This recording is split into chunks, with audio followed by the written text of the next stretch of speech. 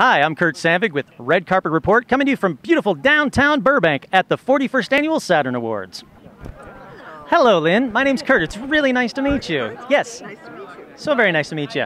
So, all right, you're in one of the scariest movies. Was it something that you expected to be in? No. No? You know what? I don't expect anything. You should, though. You should be trying. You should be hoping and expecting. Hoping is different. That's hoping true. is very different than expectation. I mean, I'm always thrilled when the opportunity comes up, and this in particular, I mean, the Insidious franchise, which it is now a franchise, has really been so good to me. And Did you see the other ones prior to auditioning for this movie or getting this part? well, I was in the first two. Well, So, no, yeah, you mean? I'm saying, like, so when did your character? I guess what I'm trying to say is, how different did it go from the first to the second to the third? Do you think like what you saw on the screen was what you expected? I think it was more than we expected.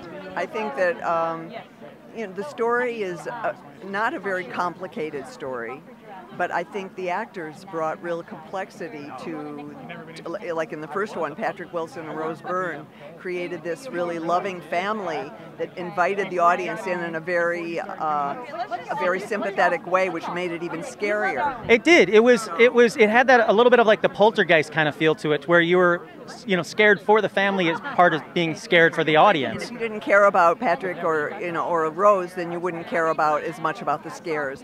So it's really, I think the story is usually enlivened tremendously by the talent that says the words that the writer's written. So I didn't really, we really didn't have any expectations other than we did our best, Really? You just thought that, like, this is a great project, I hope it kind of goes somewhere? Really, I mean, James Wan, I was gratefully the first person he asked to do the film.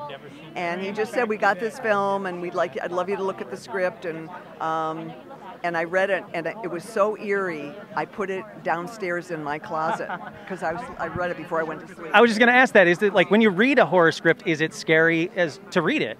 This was scary to read. I don't think everyone is, but Lee is such a skilled writer, and he builds tension in his language. I mean, it's not just not only is it there on camera and on film, but the actual language, I always tell him he writes in Australian.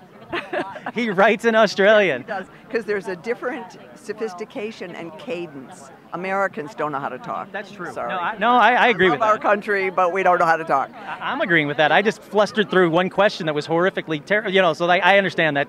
I agree with that statement. So, like, how much did it change from the first second you got the script to what we saw on the screen? Well, it evolves, tremendously, again, depending on what the actor brings to the material, and also to have a strong director who knows the edit he's going to need, he knows the feeling he needs in the scene in order to get to the next place. And that's part of the fun of creating the film, is that there's dialogue between everybody. Like I might go, Lee, what about if we have this here? Then that will, and they go, oh, that's a great idea. So I was going to say that. Did you have some influence over your character? Of course, yes, of course we do. When you work with good people, it's a team sport. Having that kind of collaboration must be so nice on set. It is. It's a team sport, like I said. I mean, everybody has a part to play and a position, and you have to respect each other and be good listeners, and also stay really true to what it is you've decided to do for yourself. So. Oh, I completely agree. What's coming up next for you? I'm not sure. No. Two things brewing. There's some things that haven't been released yet that are still out there, but it's going to be a big surprise to everybody, including me. Including you. Well, thank you so much for talking with me. I really do appreciate it. Thank you.